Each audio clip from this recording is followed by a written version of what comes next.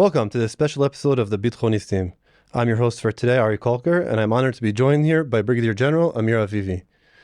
We're going to discuss Lebanon, Hezbollah, Hamas, Iran, Saudi Arabia. We're going to discuss everything today. Before we get into it, though, please remember, like, subscribe, share, click, do all the things that you do to keep seeing our content. Amir is the chairman of the IDSF. He's also the founder. He's held an enormous number of positions throughout his military career. Currently, they advise ministers, members of Knesset, the prime minister, defense ministers, and so on and so forth. And now, let's get into the show. Let's start off with the north. This war started down south with Hamas, but right now, everyone's talking about Hezbollah in the north. Let's talk about the north. If we look at it from the beginning of this war on October 8th, the war started October 7th. On October 8th, Hezbollah got their feet in the door and started shooting missiles at Israel nonstop. The government decided here that we're going to remove all of the residents from northern Israel, approximately 80,000 people, in order to protect their lives and keep them safe, and give us time to fight in the south. Historically, we've known Hezbollah to be the insurance policy for Iran, to make sure that we wouldn't attack their nuclear facilities and we wouldn't get involved in their inner workings because we had a threat right on our border. Now that we can see that that threat is more of a paper dragon, we've decimated the Hezbollah leadership, we've started attacking it. How do you see the northern front developing, and what are its effects going to be on Iran? So we have to understand first what happened on the 7th of October. We were caught in a huge surprise, terrible, tragic day with 1,200 people massacred, a state of shock. And a day later, Hezbollah started shooting us also, and Israel had to take a decision. We were in a multi-front war. We had to take a decision where this is going. How are we going to manage this? And the reality was that throughout the last 20 years, the IDF, with the consent of the government, has closed approximately 3 divisions, which means less 100,000 soldiers in the IDF. The IDF also didn't procure enough munitions to sustain a long war and to sustain a war on several fronts. And therefore, due to this reality, the decision that was made was we're going to be on the offensive in Gaza and on the defense on all other fronts, including Lebanon. It wasn't a hard, easy decision to make. It was a hard decision, but this is the decision that was made. And this decision held 11 months. For 11 months, Israel has been on the offensive in Gaza and on the defense on all other fronts, trying to avoid a big war in the north. In Gaza, I must say that at the beginning, we didn't operate with all the army. We left many units in the north to make sure there won't be a war. And then gradually, we moved more and more units to the south and extended the fight. A month ago, maybe a month and a half ago, we felt in IDSF that the moment has come to shift the center of gravity from the south to the north. We wrote a very elaborate paper discussing this. We presented it to the Prime Minister, to the Minister of Defense, and we said, this is the moment. The terms are now such that we can move the center of gravity to the north. What we saw was that Hamas, at this stage, was pretty dismantled as a military entity. Almost all the battalions, apart of one, were dismantled. Yes, Hamas still has some rockets. They're scattered around Gaza. You see fighting here and there, but this is not an army.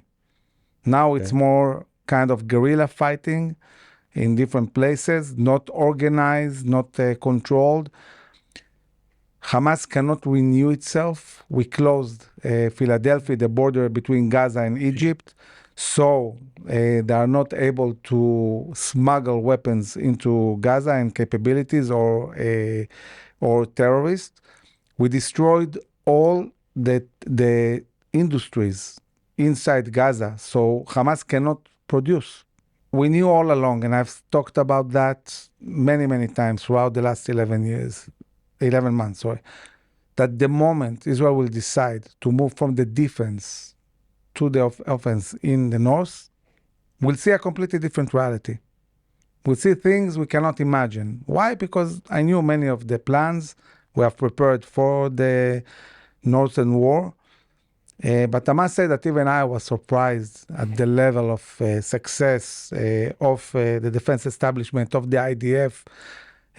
We saw the pagers, we saw communications exploding, we saw very fast how the IDF is able to topple all the leadership of Hezbollah. And this created a reality that in 2-3 weeks, Hezbollah is pretty much on its knees.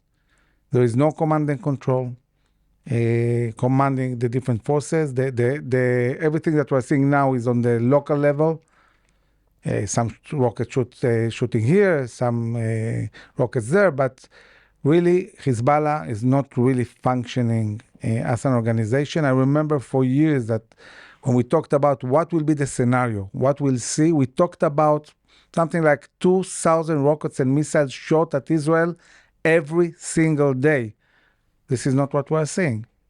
We're seeing rockets here and there, but this is not what we expected because we're breaking Hezbollah as an organization. And at this stage, Israel also launched a limited ground incursion into Lebanon to dismantle all the infrastructure Hezbollah has built along the border. It's an infrastructure that was intended to enable Hezbollah to launch a fast attack into Israel to do the same massacre as Hamas did on the 7th of October. Tunnels, with motorcycles, with cars, with a lot of munitions, all in proximity to the border. And the IDF is systematically destroying this infrastructure, killing the terrorists. Many of them fled north. And now we're at a stage where the big question is the IDF going to expand the ground incursion beyond the few kilometers they're operating? Maybe to the Litani, maybe a bit less. It's not clear. The Northern Command is trying to push for a larger ground incursion because they feel that they're succeeding, that Hezbollah is not fighting really effectively, and this is an opportunity. And the second question is, when the government and the IDF say, we want to create the terms to bring back all the displaced citizens that have been displaced for a year safely home, what is needed? Is it enough to dismantle this infrastructure and then get out back to the border? Or you need to have Israeli soldiers on the other side? And I think from our perspective, it's crystal clear that if you want to really convince the society to go back home after they saw all these tunnels and all this infrastructure, the IDF needs to be on the Lebanese side to defend the citizens for a very long time until some kind of viable agreement will be reached. And we don't know what future holds. We don't know if there will be Hezbollah in the future. We don't know if we'll manage to really mobilize the Sunnis, the Christians, the Maronis, the Druze to deal with Hezbollah, to really seize the moment that Hezbollah is weak enough that maybe they can get rid of them. So it's a big question whether they're going to be proactive or not. But at the moment, we can control what we are doing, and what we are doing is continue to really attack fiercely Hezbollah in order to weaken them more and more until we set the terms for their destruction. And this is not a goal of war that was set. The goal of war is returning the citizens back safely home. But now that we have such a level of success, we have an opportunity to maybe update the goal of war in Lebanon and say we can actually destroy them. We can actually make sure that Hezbollah is not going to stay anymore in Lebanon, and maybe create a completely different reality in Lebanon, one that we haven't seen in the last decades, Since the 70s, when it was probably when it was the Paris of the Middle East. Right. But how can our success against Hezbollah in Lebanon be translated to the greater conflict that we have with Iran? If we view Hezbollah and Hamas purely as proxies for Iran, that any battle we have with them is really just a battle against Iran, almost the Cold War, where the U.S. and Vietnam fighting the USSR in different ways.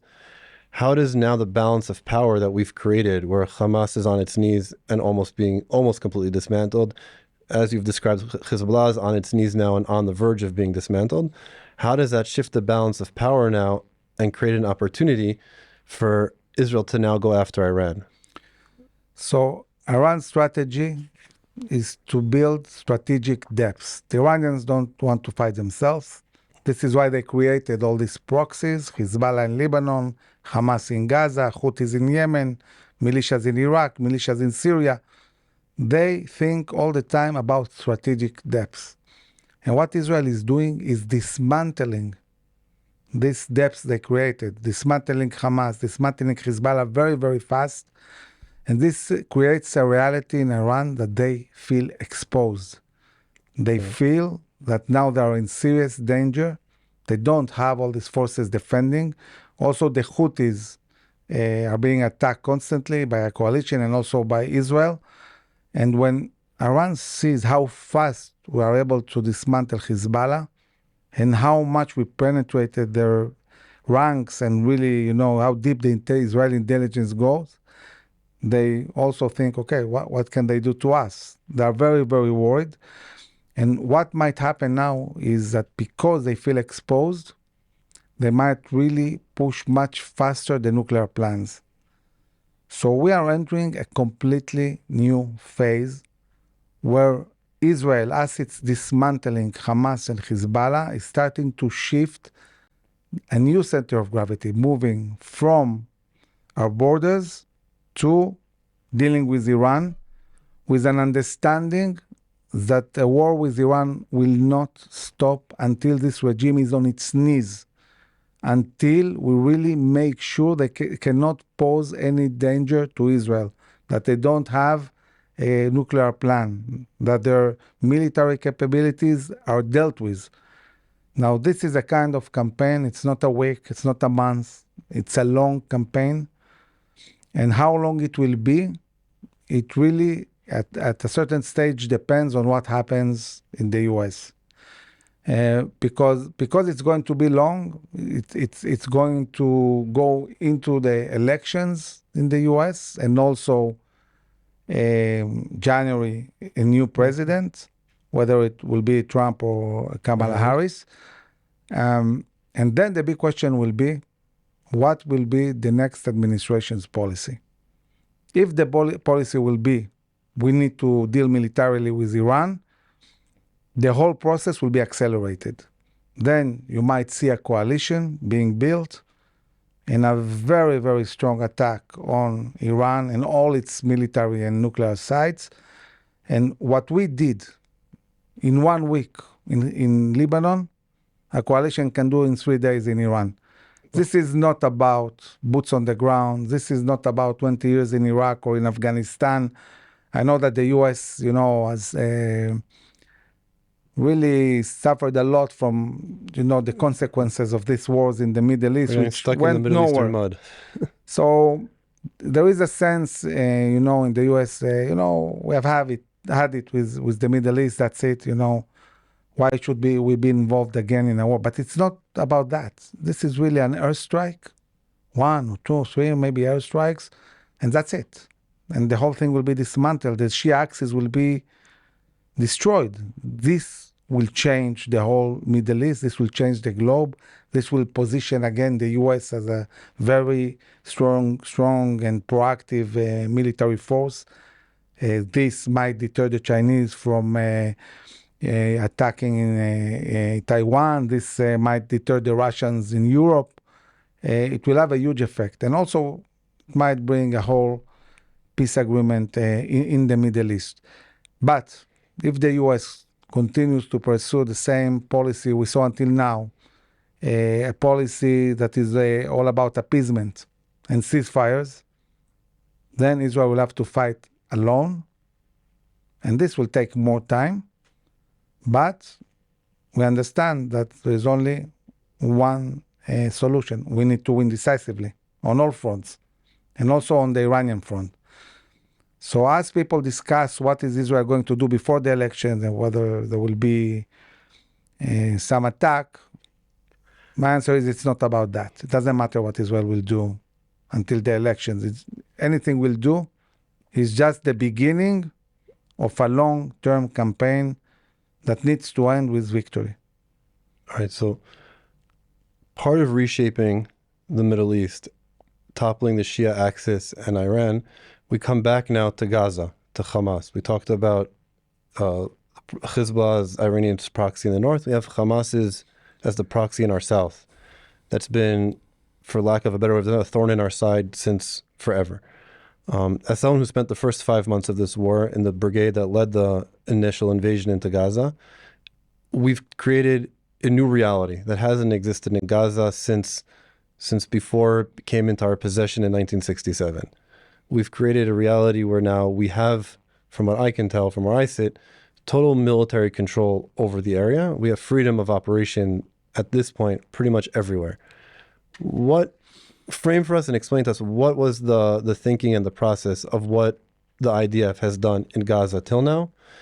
And let's think a little bit about what the future holds for Gaza. What's the solution? Do we make an agreement with Hamas and leave and get is the ground ripe for a hostage negotiation? Can we even negotiate with Hamas? Is there anyone to talk to? And what does Gaza look like in a year from now and 10 years from now? So we have to remember what were the goals of war that were set at the beginning of the war. First goal was to eradicate Hamas as a military and governmental entity. So this war is not going to end until Hamas is eradicated. There is no negotiation with Hamas. Hamas cannot stay in power in Gaza.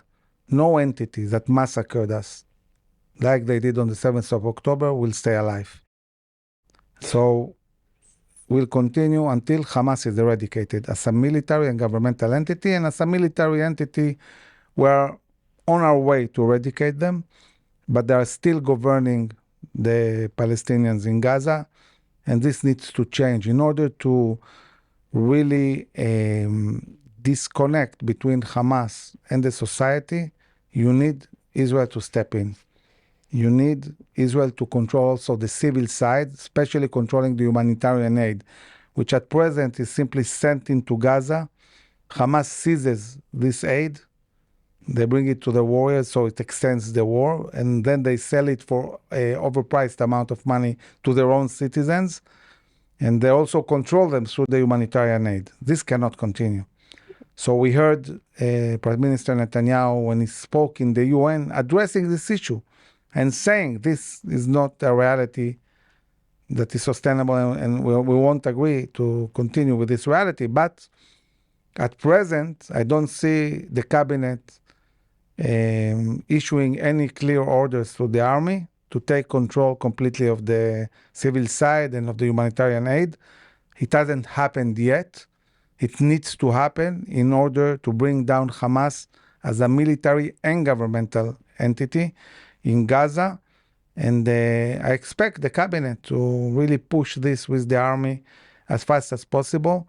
This will enable the IDF to also put a siege on Hamas warriors in areas where there are no citizens. So the idea is to move all the citizens to the designated humanitarian zone. Most of them are there already, but Right. There are like 200,000 Palestinians in North Gaza, which need to be moved also to the humanitarian zone. Once you don't have citizens in North Gaza or in most of Khan Yunis or Rafah, then in these areas you can put a siege, make sure there is no humanitarian aid at all that can reach Hamas terrorists, and this will accelerate their fall instead of feeding them. So there are still tools of war that Israel hasn't used. So at the moment, what Israel is doing mostly is continuing with raids in places where Israel sees that Hamas is organizing again. As for the hostages, I believe that the goal that says eradicating Hamas as a military and governmental entity, and the goal that says bringing back all the hostages are connected. I think that the fall of Hamas will bring the hostages back. The society will cooperate with us and give us back the hostages, because the Palestinian society is stuck on the beach in tents for an indefinite period of time. Most of the people that are really, really fed up. Hamas is shooting them, terrorizing them, taking their humanitarian aid. So I think more and more people are fed up with Hamas. And if we degrade them enough, I hope the Palestinians there will be emboldened enough to deal also themselves with Hamas. And we need to bring Hamas to the stage where the society says, okay, that's it. We're not willing to sustain this war the way it is now. We want to go back home. We want to rebuild our lives. And we understand this cannot happen without handing the Israelis the hostages. And Israel needs to say there will be no end of the war until all the goals are reached. Hamas is eradicated and the hostages are back. And if this doesn't happen, you are going to stay on the beach, in the tents, for an indefinite period of time until this happens. Israel has a lot of leverage here. In the reality that Israel created, and time is playing in favor of Israel, not in favor of Gaza, because we are all the time degrading them more and more and reaching the goals of war, and they're stuck where they're stuck in a life they're all probably they all want to change.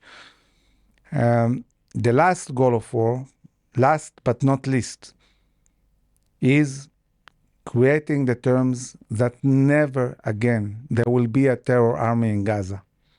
And then the question is, what are the terms? What needs to happen in order not to have a terror army in Gaza?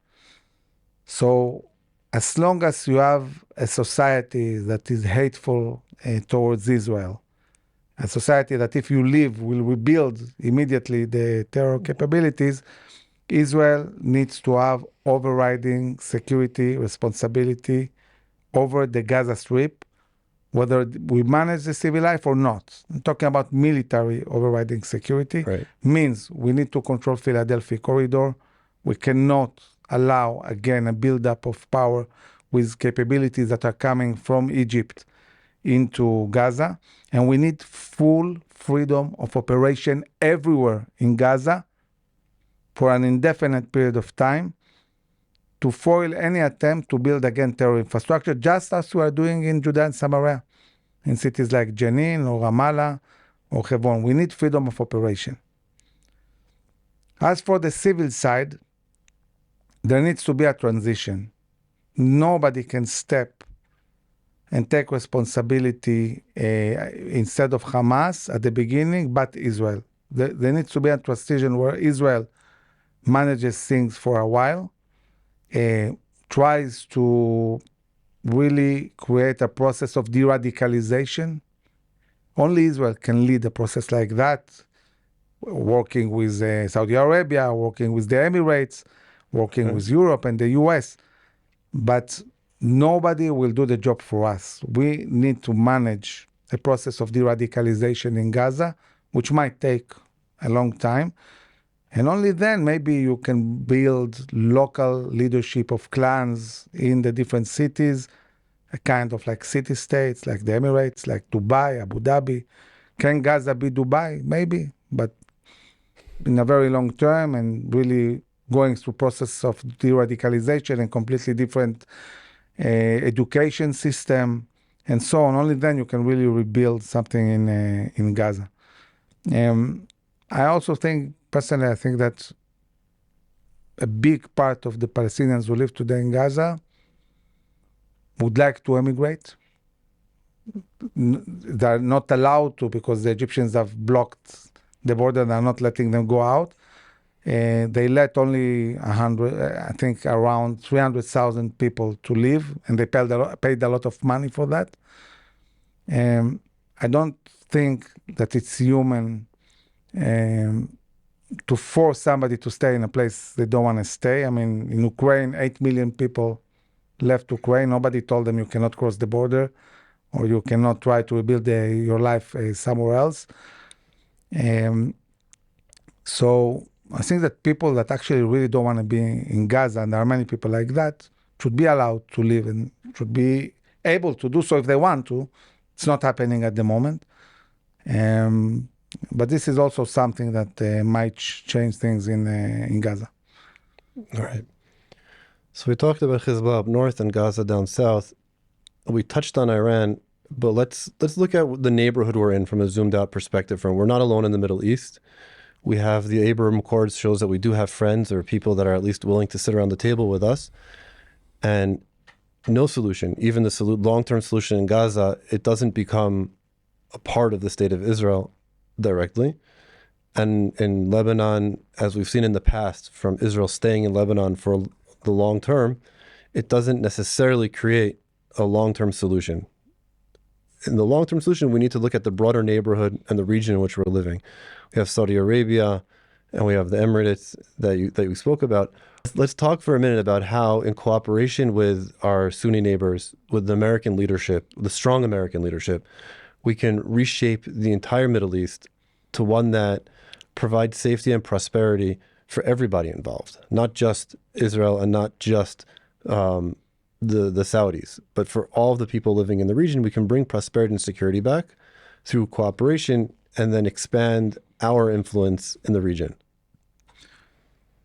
So in order to talk about expanding peace, we need to understand the interest behind the willingness of Saudi Arabia or other countries to normalize relations with Israel. For many, many years, this looked like something impossible. They used to say to us that if we don't solve the Israeli-Palestinian conflict, there will be no peace. But then we had 4 peace agreements in the Middle East and beyond, the Abraham Accords. And we need to understand what changed. And what changed is that for many, many years, there was a very strong and clear alliance between the U.S. and the Sunni world. It started after the Second World War in a meeting between President Roosevelt and the Saudi king in the Red Sea. They sat and decided on an alliance. And the idea was the U.S. will assist securing Saudi Arabia and the Gulf states. And Saudi Arabia and the Gulf states will make sure that the U.S. has plenty of oil to sustain the growing economy of the U.S. And this has been going on for a long time.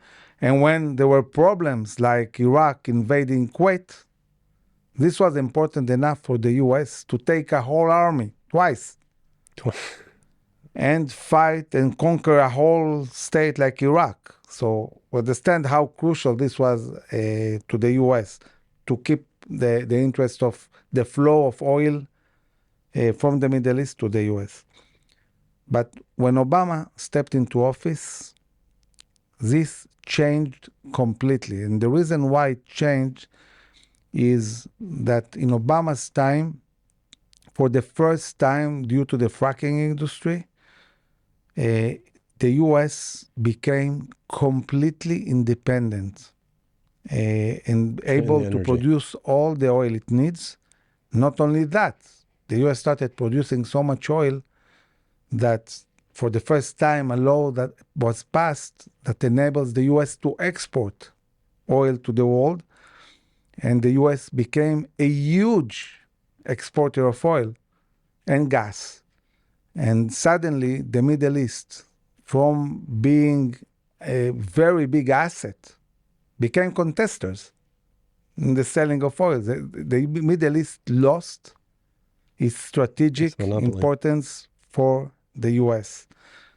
So when Obama entered office in this reality, he basically started thinking completely from scratch about the relationships in the Middle East.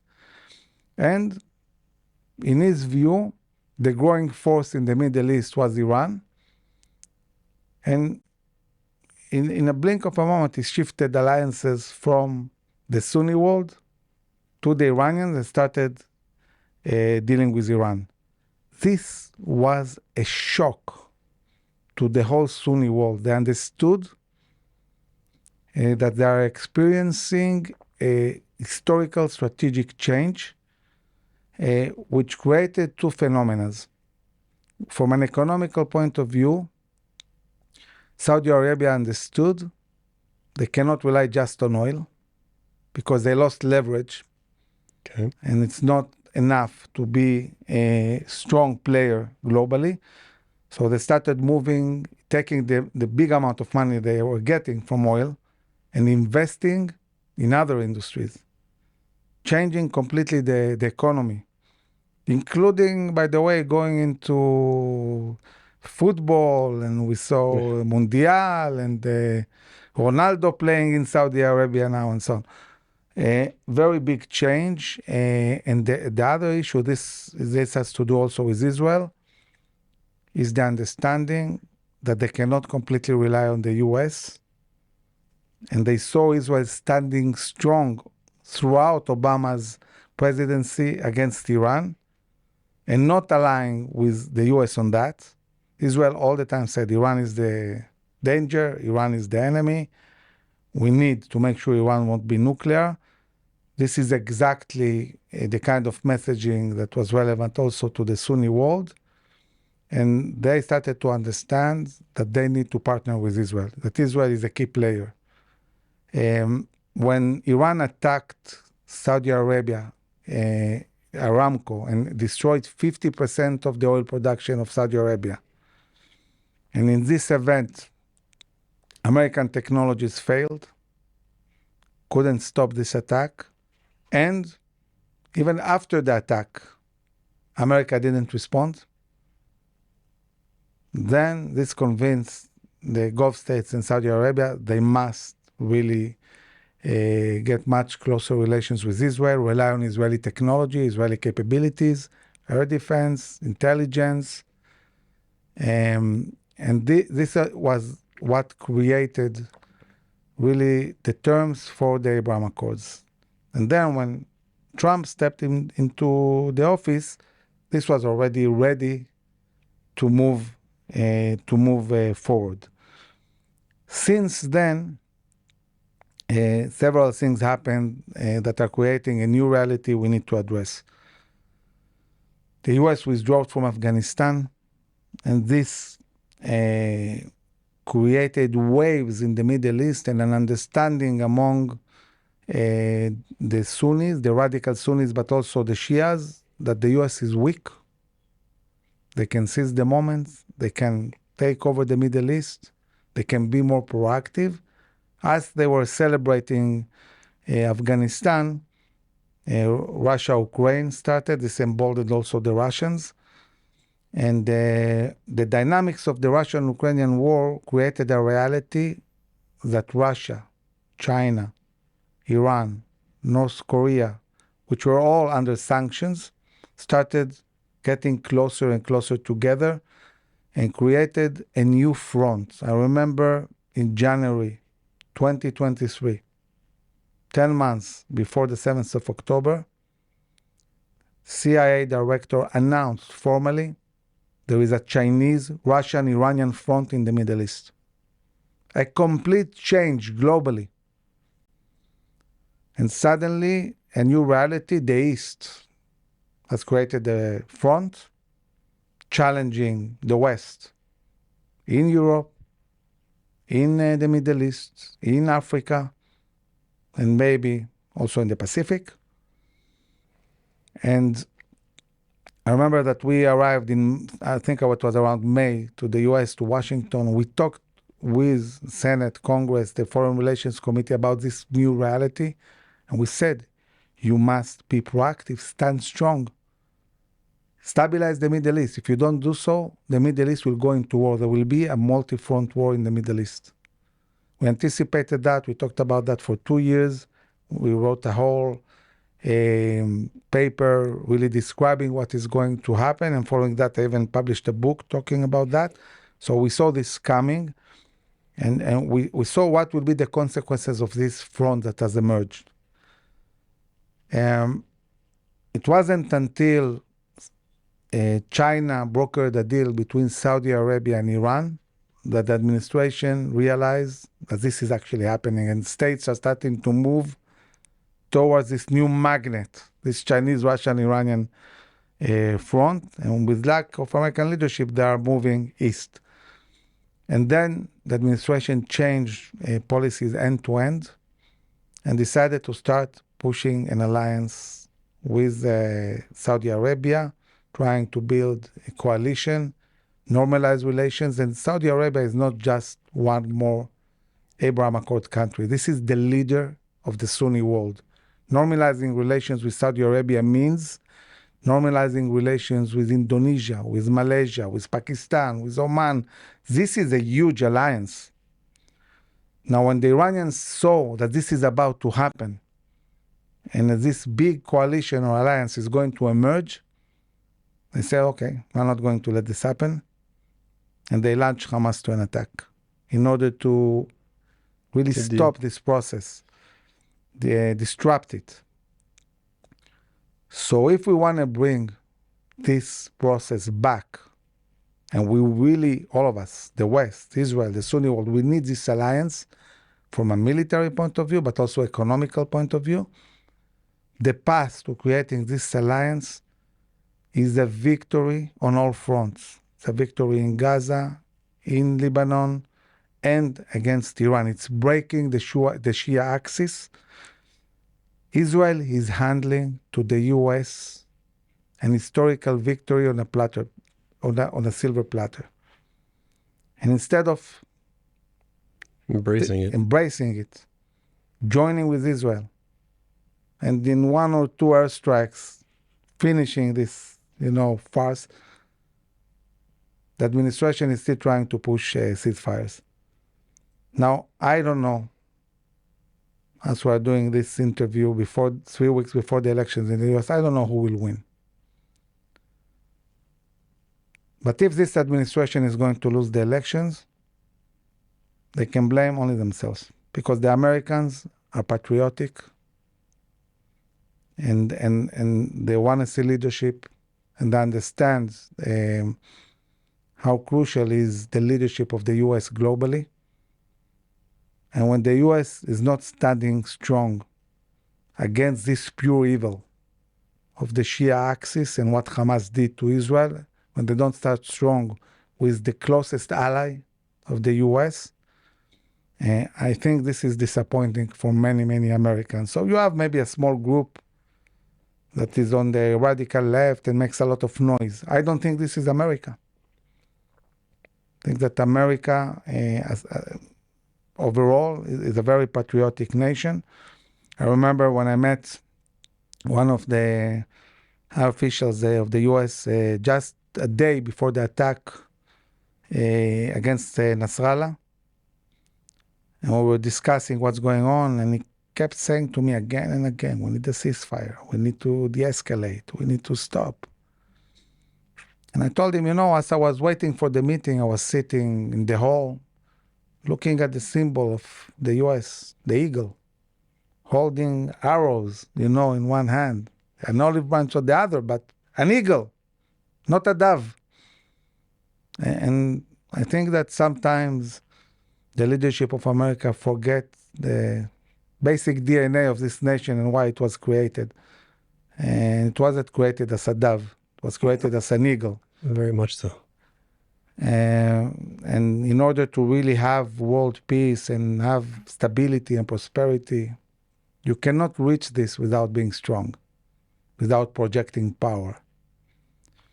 We had Yom Kippur now, and between going to the synagogue and the prayers, and the 2 hours, 3 hours between, I sat and read one of the 6 books of Churchill, describing, the very dramatic moment when he stepped into office, when the British army was surrounded in Dunkirk. France fell, Paris fell. Even at this really dramatic moment when basically the Nazis conquered all of Europe, it seemed like in any moment they will invade Britain. The British army surrounded. Even this wasn't enough for the US to decide they need to fight. It's only years later when the Japanese Attacked Pearl attacked Harbor. in Pearl Harbor, they waked up. It's not easy to wake the US. No, It's not easy. But I can tell you, we had a meeting with Pompeo and he said to us, guys, don't wait for the US. You need to be proactive, do your thing. You start, We'll the US catch will up. join later. And this is what Israel is doing. Israel needs to be proactive. And us, we are going to show that this is successful. We're succeeding. We're winning the war. I hope there will be a moment where the US will show leadership, and this will accelerate everything, and this will bring peace and prosperity. And I really believe that the bigger the win will be, the more decisive this win will be on all fronts, the greater the golden age of Israel and the Jewish people will be the day after. The day after, there will be peace agreements, and the economy will bloom, and there will be massive aliyah to Israel. There will be baby boom. We have a great future ahead of us, but in order to reach this future, we need to stay united and fight until victory, and hope that our allies will join us in this important fight, not just for Israel, but for the whole Western society. So if we stop for a minute and take a look back, the beginning of a relationship with Saudi Arabia and the Sunni world would at first be a military, an alliance based around the military support one of the other to create the security and stability in the region, to combat the Iran, China, Russia front, and to restabilize the region around the Israel, American, Saudi Arabia front in the Sunni world. In order for that to happen, it requires strong American leadership, balanced with strong Israeli leadership on our side. In order, as someone who grew up in the United States and then later made Aliyah, in order to get the American people, and you need to explain to them what we're doing. We fall into the realm of Hasbara, not just the diplomatic level, but also on the communications level. What have we been doing so wrong that we have college campuses exploding with support for our enemies, for the pure evil? Like you've said many times, and like we've all witnessed, what happened here on Simchat Torah last year on October 7th was the embodiment of pure evil in this world. Yet we have college campuses across the US supporting that behavior and those actions and our enemies. Where have we gone wrong? What do we need to do different? I don't like using the word Hasbara because I don't really think that we need to explain to anyone who and what we are. But for lack of a better term, we'll keep using it for now. What can and should we be doing differently in that front? In context of the war, the best explanation is we can give to the world is winning decisively. When we win decisively, everybody will be on the Israeli side. Okay, everybody likes winners. But if we go deeper into the issue of what is happening in the Israeli-Palestinian conflict, is that basically each nation has a story. And in every story, you have a hero and you have a villain. And what our enemies have done to us, and it started as a Russian propaganda in the 60s, and then the Russians also brought the Palestinian issue into this propaganda. They've tried to make us the villains in our own story, instead of being the heroes of our own story. Now, the Jewish people have the greatest story in the globe. All nations in the world admire our history. All religions, were created, Christians, Muslims, based on Judaism, on our story. And we forgot that we are the heroes of our own story. And there is no middle ground. You need to choose. Are you a hero or are you a villain? And if you are a hero, the story needs to be coherent and simple. And it's very simple. We are the people of Israel. This is the land of Israel. We are the ancestral people of this land. We have built all our nation in this land. We wrote the Bible here. We were expelled from our land forcibly. We prayed for many years to go back. And now we came back to take our land. That's it. This is the story of Zionism and the Jewish people. And when people start breaking this story into pieces and saying, no, maybe we're occupiers in part of our land, maybe the heart of our land is occupied, it doesn't make sense anymore. It's not a coherent story, and it's not exciting. It doesn't make sense. And then Palestinians come. They have no history. They never existed. And they come with a very simple story, which is completely false, but still a very simple story. From the river to the sea, Palestine needs to be free, meaning all the Jews need to be in the sea. And if you don't have an answer, if you don't know who you are, if you don't know that this is your land, then you lost at the first moment, you lost the debate. Because if somebody says this is Palestine and you're conquering us, and you're saying, no, maybe we need to cut it half and half, maybe most of it is occupied, not all of it is occupied. This is not a story. And if from the very beginning you are the villain in the story, you cannot become a hero just by saying, but we have great high tech and we produce wine and With cherry tomatoes. Yeah, that's not the story. The story is the resurrection of the Jewish people in their homeland. This is the story. And I think that it needs to start by really focusing on the Jews. We need to connect back to our own story and be proud of who we are, our history, our heritage. This is what Judaism is about, Zionism. And this is holistic. You cannot break down the story.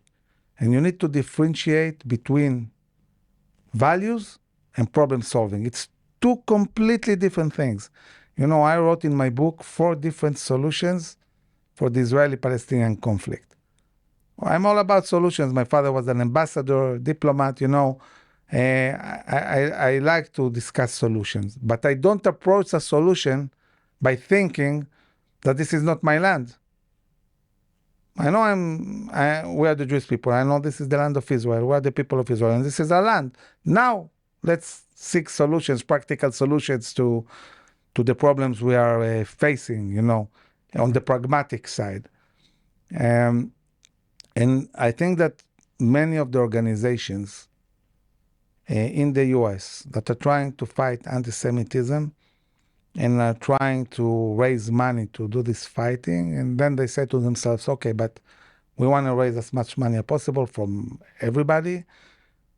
So if we make a stand, saying, for example, Judea and Samaria, which is the heart of our land, all our history is there, right? It's the Bible Belt. If we embrace this, then we won't We're going to alienate somebody. We won't get donations, so we won't talk about that. But the moment you don't talk about that, that's it. You are not relevant. You're not telling the story. What's the story? And therefore, I think like 80-90% of the organizations that are supposedly fighting anti-Semitism are not doing it effectively because they're not telling the story. There is no half story. Are you heroes or villains? Decide. There is no middle ground here. And it confuses Jews. And, Jews get disconnected and don't understand their own story. And the other thing is that you want to be relevant, you need to talk to the heart. It's not just about the mind. It's not just about information.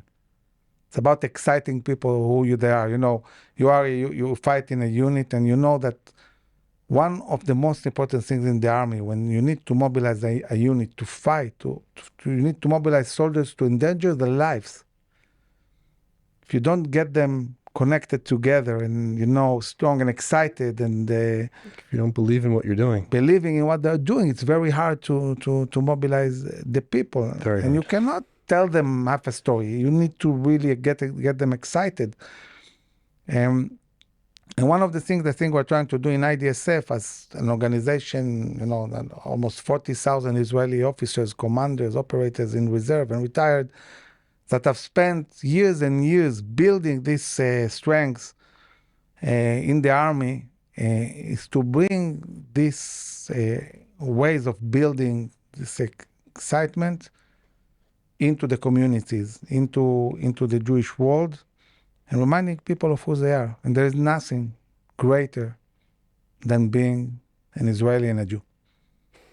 Every day I wake up, I say, thanks God for, giving me the privilege of being part of the Jewish people.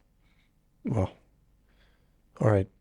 So before we go, we ask that we end every episode on a positive, on an optimistic note. You've shared with us many great visions for the future, both of Israel and of the entire Middle East as a region. Try and condense that down to me for one vision of what Israel needs to do to be a strong, prosperous, safe leader in our region and on a global scale moving forward.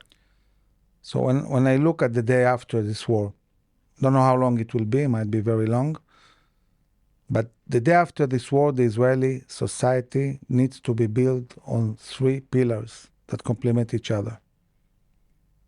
First, this needs to be a society of people who serve the country. Everybody needs to serve. I think that we understand today that in order to deal with the challenges in the Middle East, to be a strong country and make sure that never again the Jewish people will be in danger, we need to have a very, very strong army, big army. We need to be able to defend ourselves by ourselves. And for this, we need everybody to serve.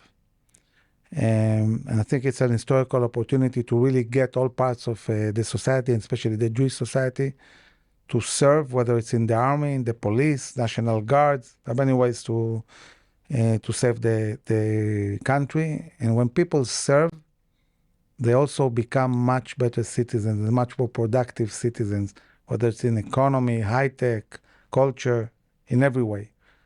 But Ari, we're not Sparta. We're not a nation that just, is based on strengths and fighting and warriors. Yes, we are strong warriors, but it's not just about that. We can also be Athens. Music, culture, good food, wine. We're happy people. We like good life. We like to travel. We like to smile and laugh.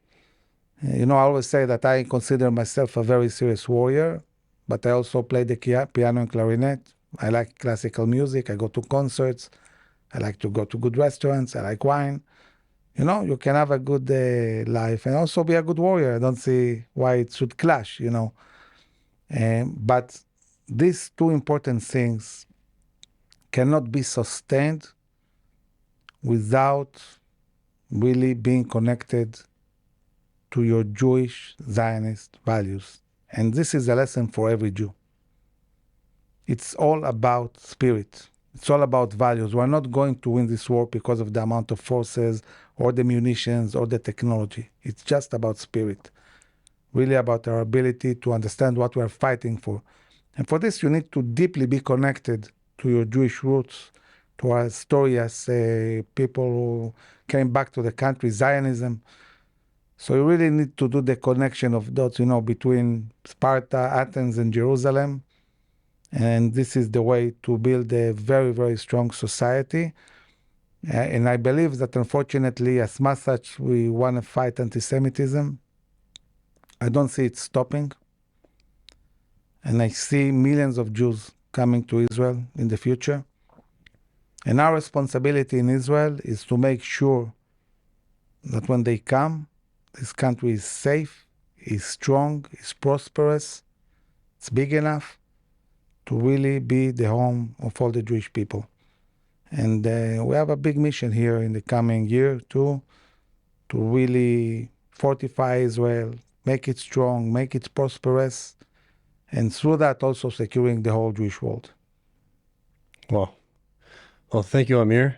I know I enjoyed that immensely, and I think that our viewers also enjoyed that. I want to remind everybody to see more episodes like this, share, subscribe, and follow us. And on that note, Am Yisrael Chai. Am Yisrael Chai.